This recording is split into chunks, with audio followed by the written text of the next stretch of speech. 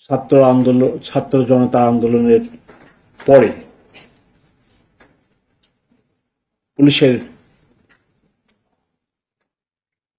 বিশেষ করে ঢাকা মেট্রোপলিটন পুলিশের ভঙ্গুর অবস্থায় আমার পিডিসি স্যার কাজ করেন এবং জুলাই আগস্টে যে সকল ছাত্র জনতা শহীদ হয়েছেন এবং আহত হয়েছেন তাদের সকলের প্রতি আমি সমবেদনা জানাই, তাদের আত্মার মাগফিরাত কামনা করি। সাথে সাথে ঢাকাবাসী ওই আন্দোলনে অংশগ্রহণ করে এবং ঢাকা মেট্রোপলিটন পুলিশের নানা ধরনের কর্মকাণ্ডের সম্মুখীন হয়।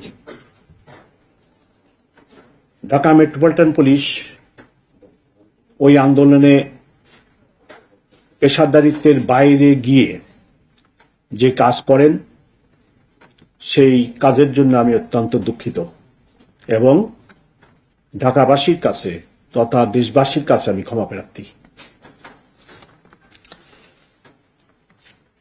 এই আন্দোলনের ফলশ্রুতিতে বর্তমানে ঢাকা মেট্রোপলিটন পুলিশ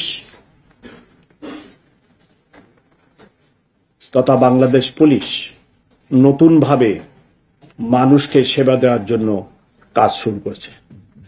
ইতিমধ্যে ঢাকা মেট্রোপলিটন পুলিশের ওই সময়ের যে সমস্ত পুলিশ কর্মকর্তাবৃন্দ অপেশাদারিত্বের সাথে কাজ করেছে তাদেরকে বিভিন্ন জায়গায় বদলি করা হয় এবং অনেকের বিরুদ্ধে দেশের প্রচলিত আইনে ব্যবস্থাও নেওয়া হয়েছে, আপনারা সেটা জানেন।